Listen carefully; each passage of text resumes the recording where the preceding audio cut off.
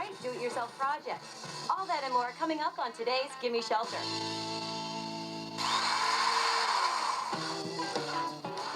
Hello there, everybody, and welcome to Gimme Shelter. I'm Harvey. And I'm Robin Kipp, and today we're in a neighborhood of custom-built homes in an area that used to be used for farmland. Now, not only did our homeowners build the house of their dreams here, they've landscaped front and back, and while they were at it, they threw in a pool. But they're finding that friends are flocking to their pool, and the goal here is to make sure that all the foot traffic remains outside of the main house. I mean, picture this. You've got hundreds of soaking wet neighbors streaming through the house. The answer? The cabana that we're building here. Now, in the course of the show, we're going to see the building of walls, and if you're planning any kind of an outbuilding, a shed or a small barn, something like that, this is something you won't want to miss. We'll also be building support pillars that will act as structural elements as well as decorative elements. And finally, we're installing a front door, another great do-it-yourself project for the ambitious homeowner. Well, we have a lot to do, so we'll get started. Let's go.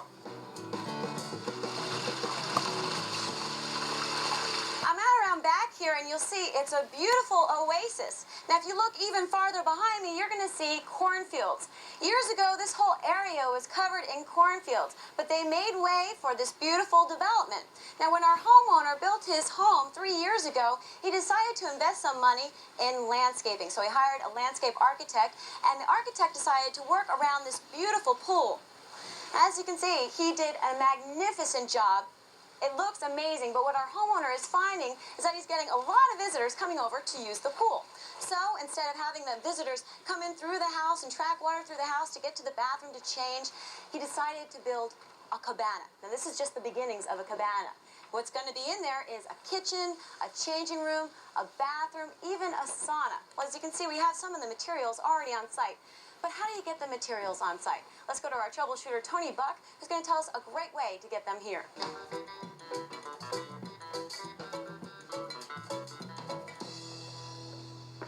Have you ever gone to the home center and spent $300 or so and had too much materials to put in your car and sort of forced it through the windows and tied it on the roof? Well, I think the best thing to do is to rent a truck, and some of the home centers now are giving this great service where they rent trucks by the hour.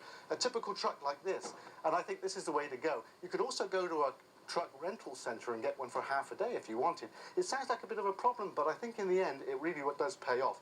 Now, my truck's been modified. I've modified this to carry my tools and stuff like that. I got them all in the back there. So I've actually filled up the back of this a little bit. But you're going to be dealing with the same principle.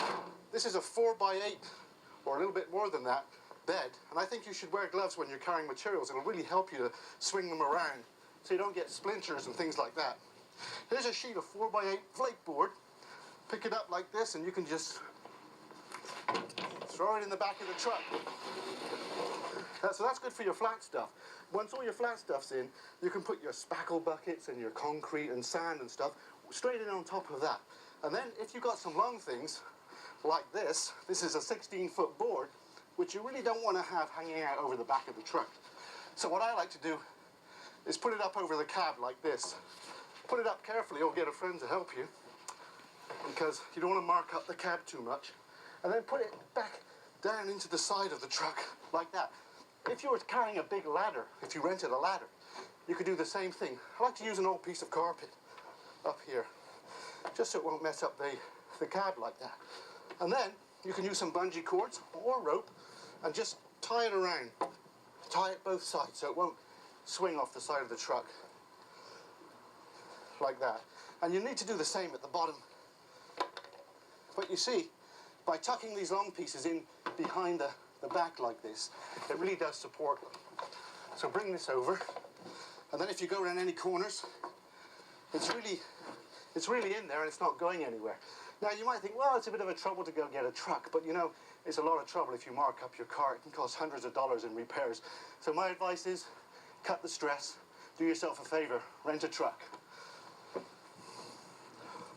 Now we're back on site where we're going to be building this cabana. We already have all our materials here, and I'm standing on our poured concrete slab. Now we really are going to start building this wall by wall. I'm here with Jack, who is a co-owner of On the Level Builders, and you're putting on a sill sealer.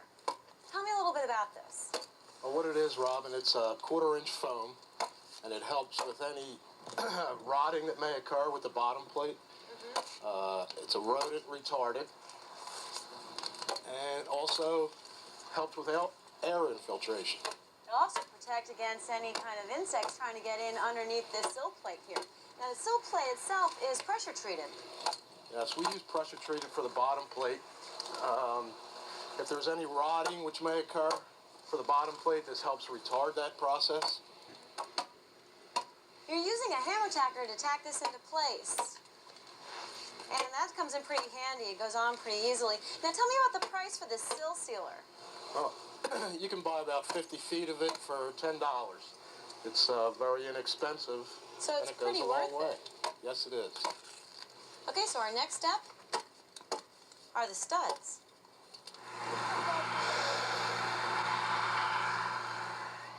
Now, this wall is coming together pretty quickly and pretty easily, and for a couple of reasons. Number one, we already have our layout all set. We know exactly where the studs ought to be, 16 inches on center. And number two, the studs have already been cut at 92 5/8 inches, so we just slide them into place. Whew, we're getting a lot of noise from that corn chopper over there, but we're going to continue our work over here. Now, you'll see we have some of the studs already laid out, and some of them look a little bit closer than 16 inches on center. Well, that's because we have our partition walls. And Jack here is about to put a cat into place, and that's a partition stud, in essence. And tell me a little bit about why you put this in like this. Okay, what we do here, we nail 3 studs together. Right. And once the wall is built and we stand it up, this center stud here will accept an interior partition wall, which you see right here on the pad. And that's for our sauna. That is for our sauna. So we're all getting ready for that. And you should just put 3 2x4s together right here. That's And then we correct. just continue on with Right. another 2x4 and then another and another. Right on layout. And once this is standing up, these 2 outer studs will accept any finished wall surfaces inside, in this case, drywall. Okay, so our next step is then another 2x4. And what we need to do here is called crowning. We want to check the stud and see how it bows. It's a natural material. With it being a natural material, it will bend and bow. Now, if you'll see, Jack is looking down the stud and he's checking for any bends or bows. And he wants all the bows to be facing upward. Because as we put this wall up into place, after we insulate it, we want to put up our drywall. And if the bows are on the inside, the drywall will have a bend and a curve to it. And that's something we're going to try to avoid. So with each stud we put into place, we want to make sure that all of the crowns or the bends are upwards. So we're going to continue laying these out, and you can see how quickly it goes down. Now this corner piece that we're going to put into place is a little unique. It almost mystifies you in the fact that if you look at it this way, you'd think that this would be your outer corner, right? But it isn't. This is. Now, why is that?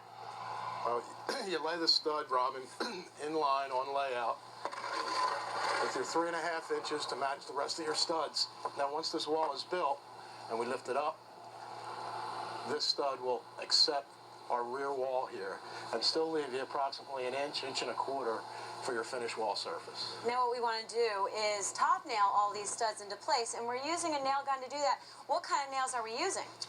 They're a size 12 common. Okay. How hard is it to build an exterior wall for, say, a cabana or a shed for a really ambitious do-it-yourselfer? No, Robin, it's really not that difficult. As long as the person doing it has some kind of basic carpentry skills. And it's very important to follow your layout to make sure your strength is there in the wall. It's really not that difficult.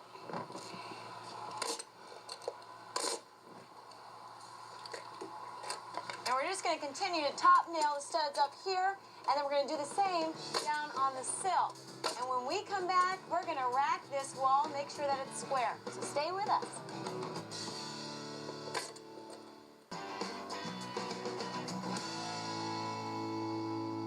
Hello and welcome back to Gimme Shelter, everybody. We're continuing our work on the cabana, and as you can see behind me, we already have one wall up and in place. We're working on our next wall, and what we're doing is racking. Racking is making sure that this is all square. What you do is you measure from side to side, and then the other way around. I'm here with Jack and Rich, and they are the owners of On the Level Builders. Not only are they the owners, but they're hands-on general contractors. So they're doing a lot of the work themselves. We know it's going to be on the money. Is this racked here? Has this looked? No, we're a quarter of an inch off, so we have to push that wall that way, Robin, a quarter of an inch. Okay, now making sure that this is square is really, really an important part of this whole process. Very important. It starts at the framing on up. If the framing's square, then your whole building will be square. Is that good, Jack? That looks pretty good. Let's check it. Okay. Okay, checking and double checking is really important.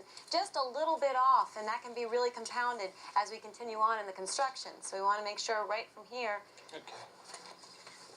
how it looks. That's it. 172 and 5/8. Terrific. Now we're ready for our sheathing. And what we're using for our sheathing isn't plywood. What are we using here, Rich? We're using an OSB board because it's a lot flatter and it's a denser surface. It's a denser product. There are two sides to this. There's a, what is it, a rough side? There's a rough side and there's a real shiny side. You always put the shiny side down. All Rough right. side's up. You good there?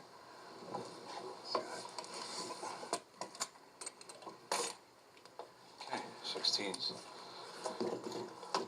Now what we have underneath this OSB board that you can't see right now is going to be a window. So we've made our measurements and we marked them on the stud over here on the wall that we already have up. So we know exactly where to measure back from the end of this wall on in so we can cut through and make room for our new window. 20 and a half. And 45 and 9/16. 45 and 9/16. Now we'll take the chalk line and snap exactly where the studs are behind the sheathing so that when we go to tack it into place, it's a faster process. Okay, Jack. All right, check this one.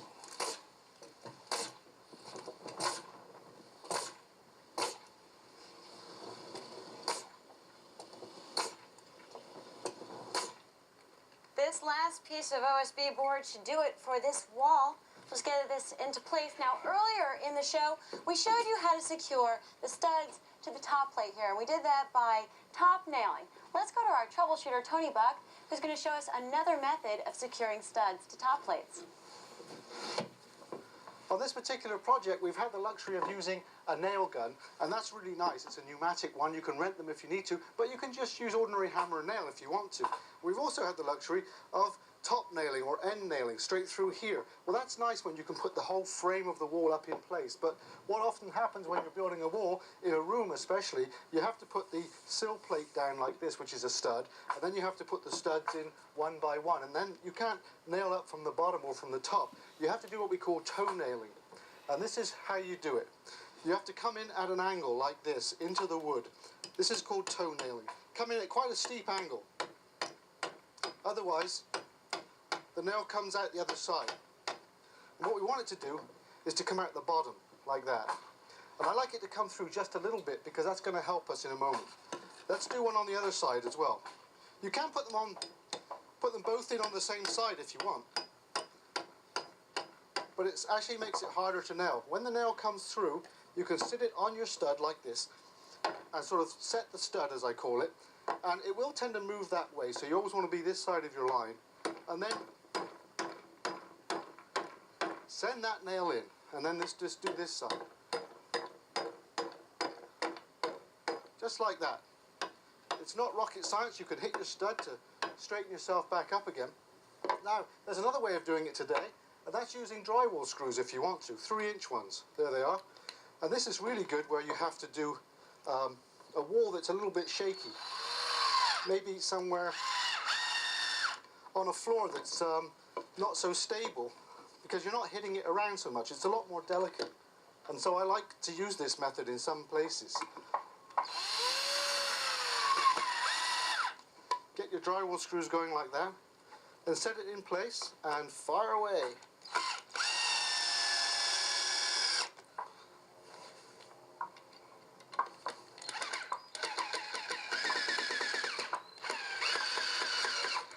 So as you can see, there's several methods to putting studs up for a wall, and depending on your kind of project, you must pick the one that's best for you.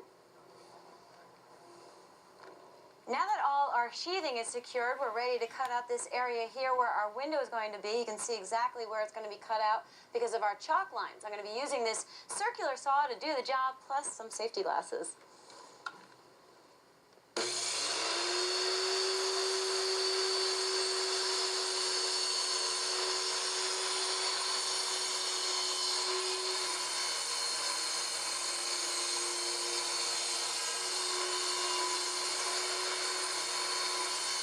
Now, essentially, when you're cutting out this window here, you're lining up the saw guide with your chalk line. I take the plunge, lift up the guard a little bit, and then...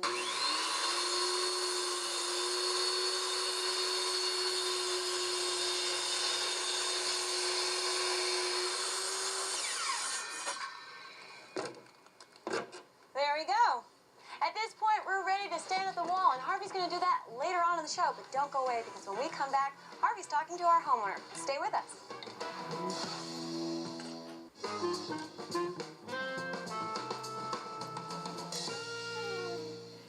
Well, I'm talking with Tom and Kathy, who are our homeowners in the midst of their project here.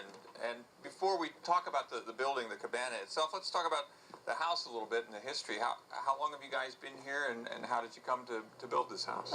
We've been here for about 3.5 years. About 5 years ago, we were looking for a lot or a house. We had outgrown our other house, but we were looking for a beautiful view. We had gotten used to looking out of our home and seeing trees and a beautiful view. So when we found this lot, we just fell in love, and we knew that this was where we wanted to live. Well, you got a great view out in the back here. Now, did you build the house knowing you were going to do the pool? The pool came later, though, right? That is correct. We just built the home first. We sort of wanted to make it a relaxing kind of place. We both work very hard and don't get a lot of chances to go other places. And a pool was an idea that had come up, and he had really wanted one. And we thought it would be a great thing for our little guy to have a place to swim and learn how to swim, dive, and have his friends over. Oh, he's going to be the most popular kid in school. Absolutely. He's got the pool. Let's talk about the cabana then. We used same architect that designed our house. We figured that was the place to start since he was familiar with the architecture, and we wanted to kind of blend that into the pool house. So he did a plan up for us, and the plan, after talking back and forth a few times, changing some things, we came up with a good plan that suited us. Give us an idea, if you would, just ballpark figure about what the cabana is going to cost. About $40,000 with the stonework and the stucco and the little cupola on top, all the finish work. That's what we're planning on spending. Well, it sounds like you're getting everything you want in it, though. Well, we hope so. We even plan on throwing a little sauna in there if it's possible. Is that right? Yes. Sounds great. Well, we'll get back to work so we can get it finished that much faster. Sounds great. Okay, thank you. Thanks.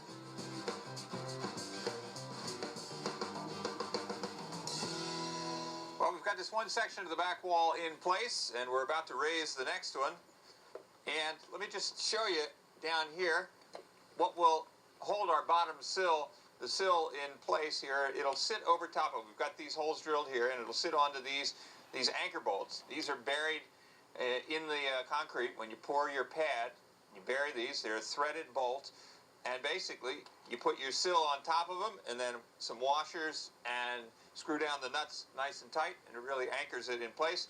We've got this foam sealer in here underneath the bottom sill plate, and of course the sill plate is made of pressure treated.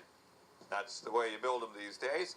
The only trick, of course, is to get this big heavy wall up into place. So we've got help for that, thank goodness. So are we ready to lift, guys? On three. All right. 1, 2, 3.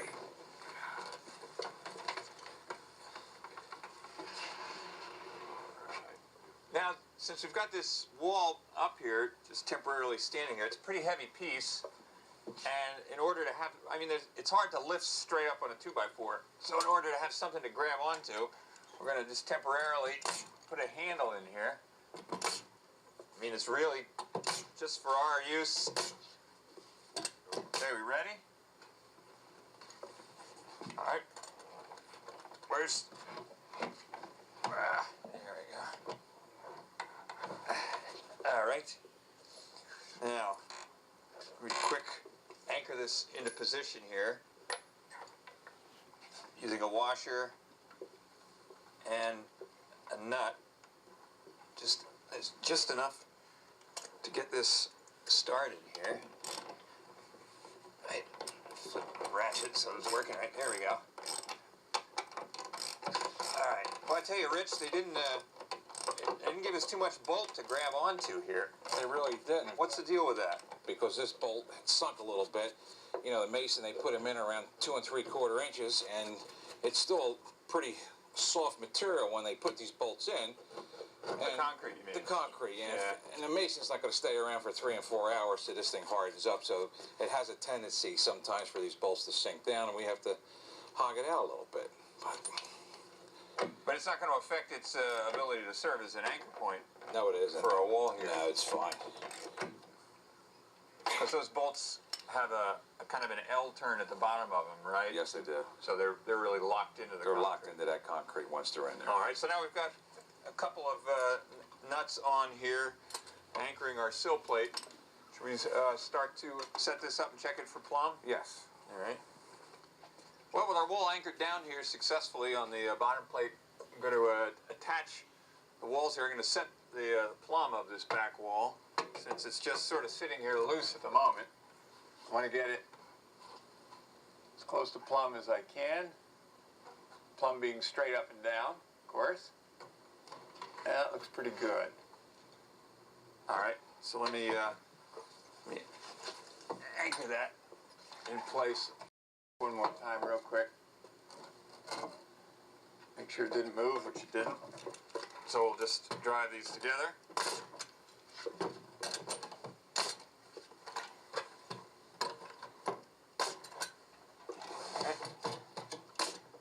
All right.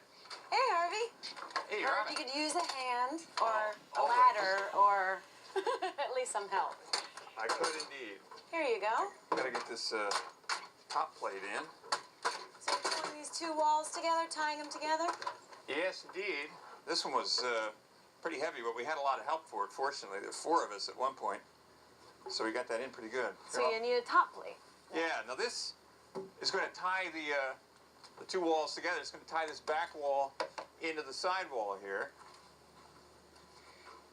I'll just pull them in. All right, Try how that, does that Yoga? look? Good, great. There you go. Thanks. All right. I'll catch up with you later. Okay. All right. Thanks. Drive that in. So now I've got the plate anchored on the side wall. So what I want to do is pull this in tight and just lock this in. Drive a quick one in there. What I'm using in the nailer here, 12-penny common nails. Now I'll just run along here and anchor this top plate. Tying these 2 walls together, we're really locking the building together this way. Well, we're coming back with more Gimme Shelter, so stay with us. Decorative support fillers made to weather the storm with cedar exteriors. And don't forget to back prime those backsides. We'll show you how when Gimme Shelter returns.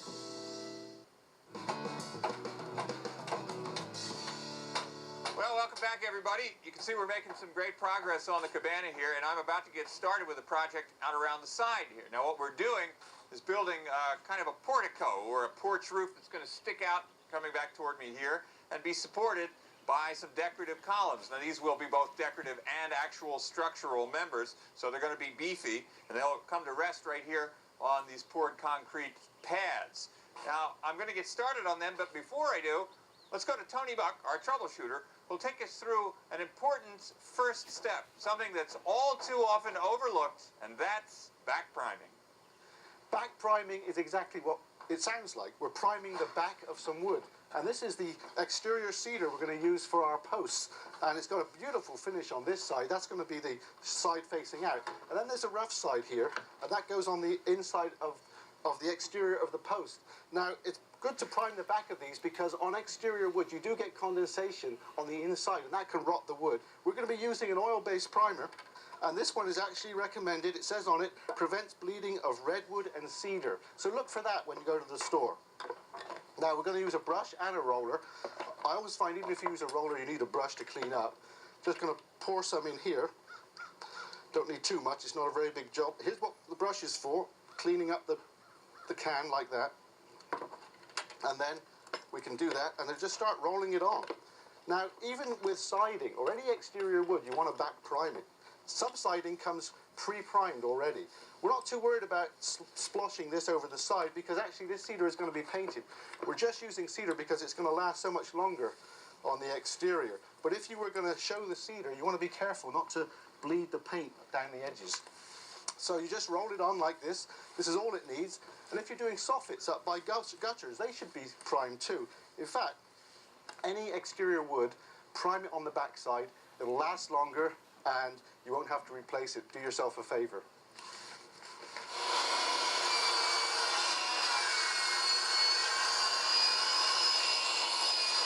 We're going to wrap these 4x4 pressure-treated columns. Here's the 4x4 that we're starting with. These are our support columns. The 4x4 will take an amazing amount of weight. It'll support an awful lot, and way more than what we'll be holding up with our portico roof here. And we're going to basically wrapping this 4x4, which is pressure-treated wood, not the prettiest wood in the world. We're wrapping that with these cedar pieces that we're manufacturing. What Rich and I were just doing on the table saw there was cutting the first couple of widths, and I'm just feeling them along here to make sure that they're matching up right. Cedar's a wonderful exterior wood. It's really great outside, and it will really resist rotting. And we're near a pool, so it's a good thing. Now, before I put this in place, I'm going to smear some glue on here to clad this cedar to the 4x4. Now, this is a polyurethane-based waterproof exterior glue. This is great stuff and will really help hold this in position. So I'm putting the interior, the painted, the back primed surface up against the 4x4, and this has been cut about 3 7/16 fat, just a little bit more than 3 7/16, just as wide as our 4x4. I'm butting it up at the bottom here, making sure we're pretty much lined up there, and then I'll just start to nail it in place using our finish nailer here.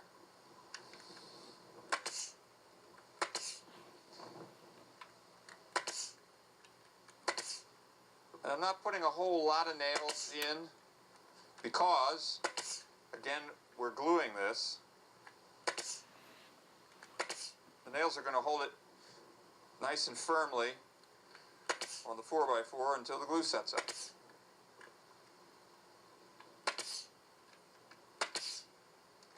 All right. Now, at this point, I'm going to flip it over. Do the exact same thing again, only this time on the other side, using our second piece. And we'll start to build our sandwich. Putting the glue on in kind of an S-shaped pattern. That's a pretty standard gluing technique. And you see that I'm not using a ton of it. This is pretty good stuff. You don't want to overdo it.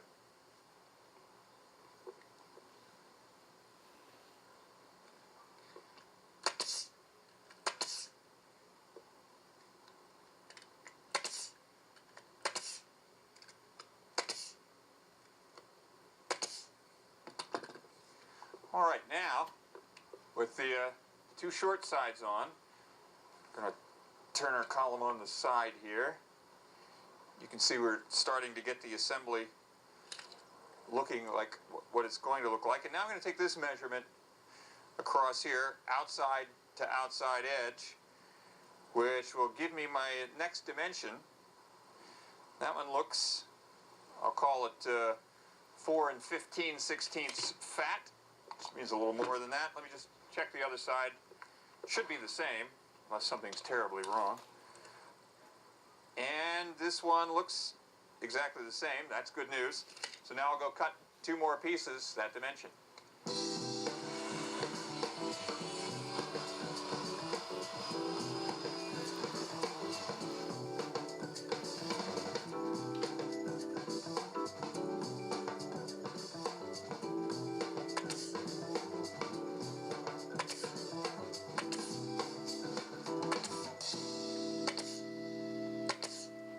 Now I'm just finishing up putting the nails in the center of this, the main body, for that 4x4 underneath. One more up top here toward where I think the top should be. You know, this is the kind of project that if you were let's say you were planning some sort of outdoor addition, a porch, something that needed columns or pillars. I mean, this is a homeowner-friendly kind of a do-it-yourself job. Remember, we just started with a basic 4x4 pressure-treated, and then we clad it with this cedar. Now, could you use a lesser wood than a cedar? Yeah, sure you could. You'd save significant money that way if you went something like pine, but it just wouldn't flat out last as long. And you might be kicking yourself in 12 or 15 years when you're having to repaint, and then replace the bottom end. Cedar's a great, long-lasting wood. Want to go another fancy wood? Mahogany, a terrific choice. Also expensive. So here it is. It costs a little more than using a lesser lumber, but it's going to last so much longer. We're going to finish off the bottom here. We're going to probably set these in place before we do some of the extra decorative work. There'll be a base made of additional cedar, so we'll wrap this with a kind of a baseboard looking thing with a nice piece of molding on the top of that to cap it off, and could even maybe make a cap up at the top end, but this is the basic piece. All right, stay with us, folks. We've got a lot more Gimme Shelter still to come. Don't go away. Coming up next, simple molding trims finish off cedar pillars with style. It's a job you can do. And a 12-foot door unit makes for an elegant entryway.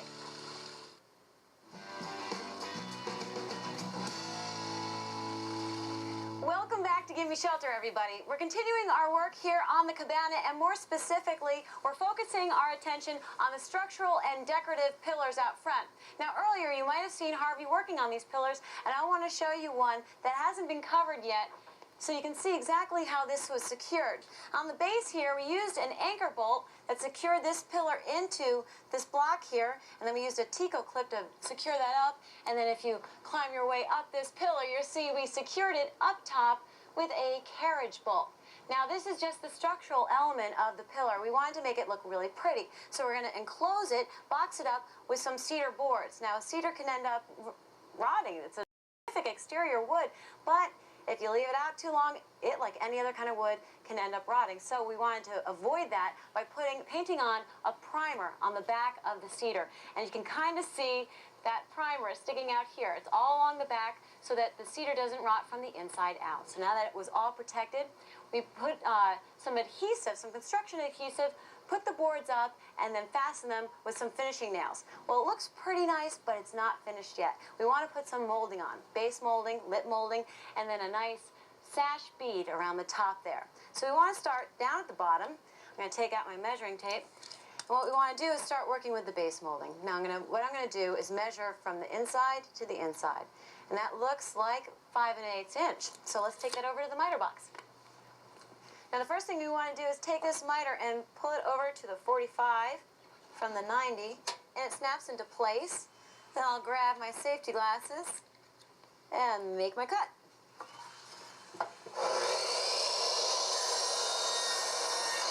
All right, now what I want to do is take the miter over to the other 45, and it'll snap into place. And then I'm going to line up the saw with my mark.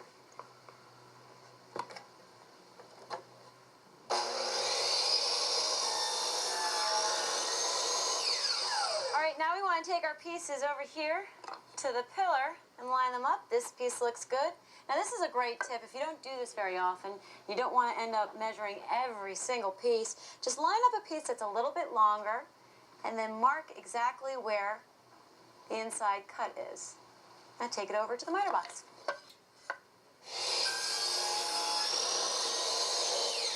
I've cut my last piece, and let's see how it fits into place. It looks pretty nice. Now, this whole process of cutting and measuring and making these miter cuts is great to know, not just for these pillars, but if you're doing baseboard work inside your house. Now, our next step is to secure this, but remember, I have my Tico clips that should be hiding underneath and behind this cedar board. So I want to make sure that I secure these a little bit higher than where my Tico clips are. And I know that they're about 2 inches up. So I'm going to go up 3 inches, come around here, line this up, make sure it's right. Secure that side. I'm going to work my way around this side. Now, seeing how these all come together, you see how these 45 cuts come in nice and tightly, and they look pretty good. Okay, come around for our last piece here. Line it up. Now some of these edges come in a little bit rougher than others, so what we have is some sandpaper. Just kind of sand that down. Well, our next step is to work with the lip molding that's going to go right above this base molding right here.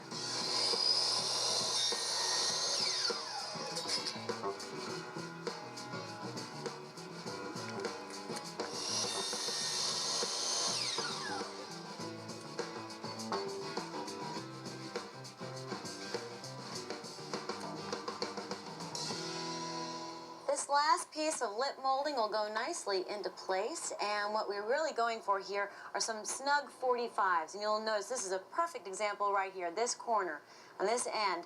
They really come together nicely, and you'll also notice that the lip molding really comes up snug against this cedar board. And since this is finished carpentry, this is what your eye is going to see, so you want to really take your time. Make your cuts, make sure that they're right, and put them together nice and snug. And then what I'll have to do is finish this off with some finishing nails, tack this all into place, make sure that it's secure. Then I'm going to work my way up to the sash bead. So this is going to take some time. I'm going to take my time making sure this all comes together very nicely. So in the meantime, let's check in with Harvey, who's working on installing the door.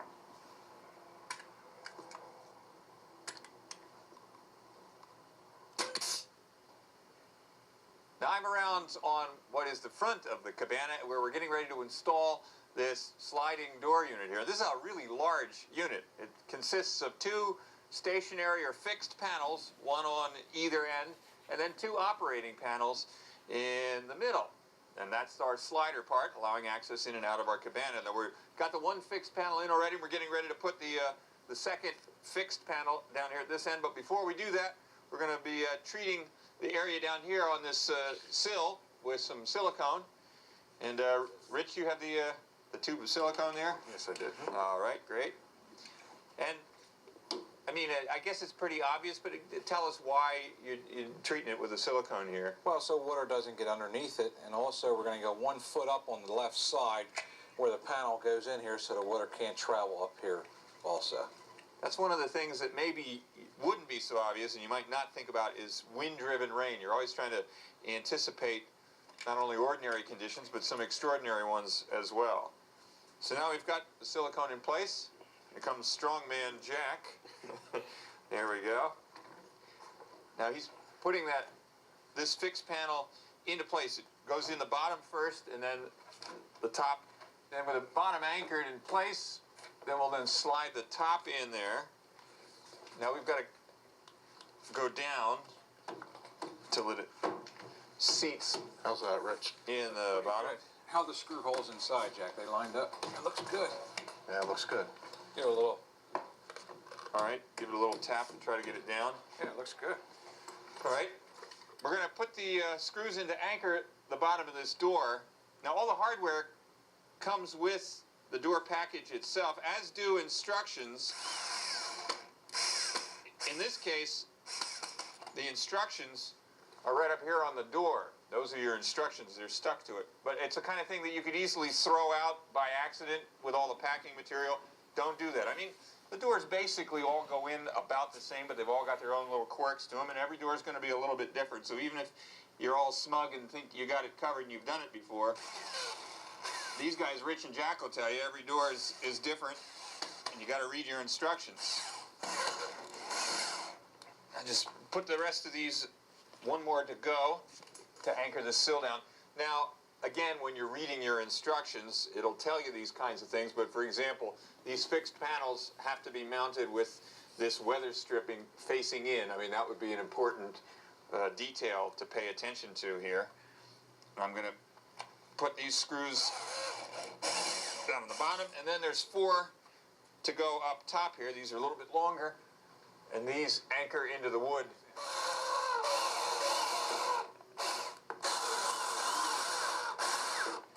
Now this door is pretty typical of what you find these days. It's insulated glass, it's double glazed, meaning there's 2 panels of glass in there with a space in between filled with an inert gas, argon gas in there, low E, meaning it cuts down on the transmission of the sun's radiant energy, in, cuts down on the UV, and the insulation, of course, Keeps your heated air in if you want it, or out if you don't. All right, that's pretty firm and anchored. Now, stay with us because we're going to be finishing up this installation. We still have our 2 operating panels to put in place, and we'll get to that right after these.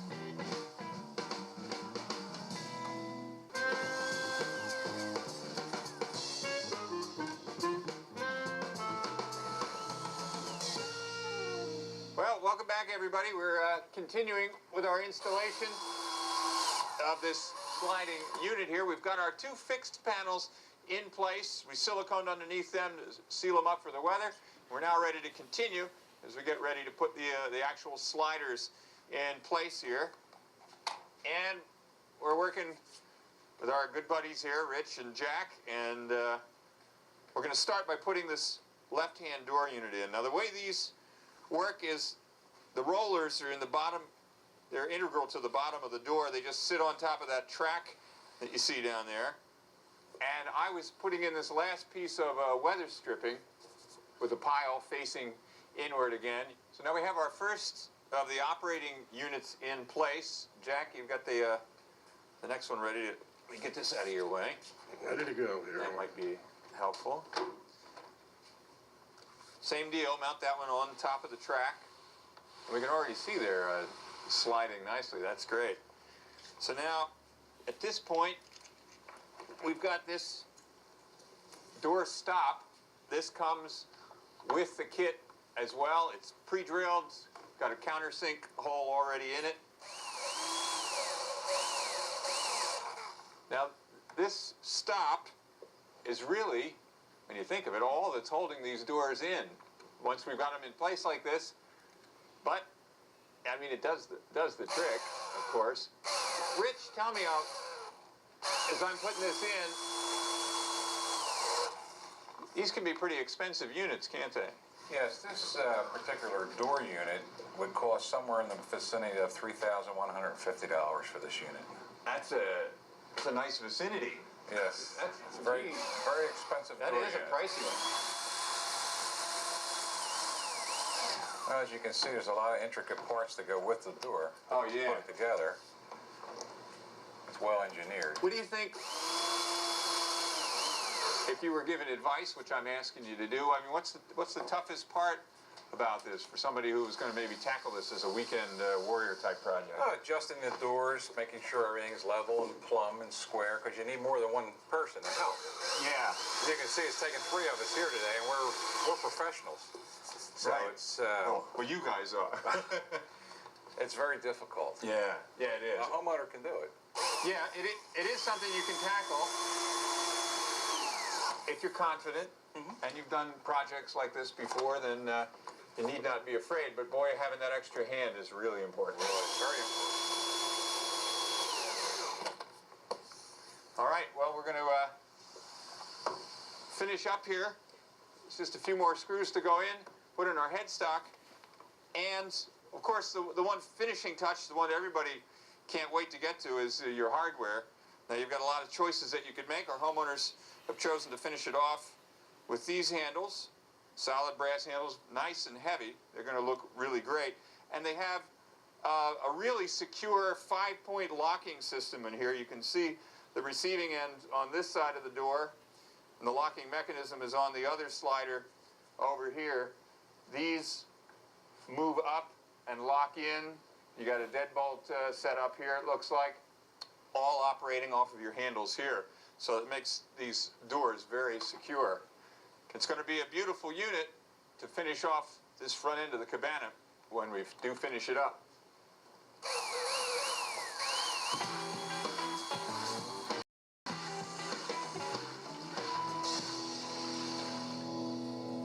Wow, this is a beautiful field out behind our homeowner's property.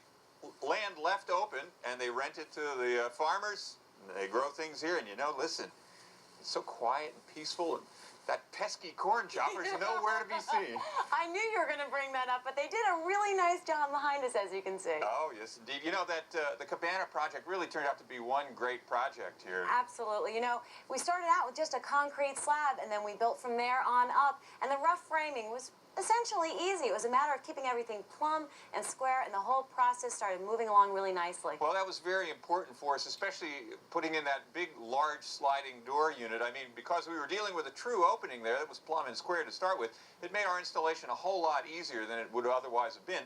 Not that we didn't have to do some adjusting. There's always little adjustments that you have to do once you've got the unit in, but it's good for a homeowner to tackle. That's a project you could do. And then the cedar pillars supporting the portico were a really nice element to the whole cabana.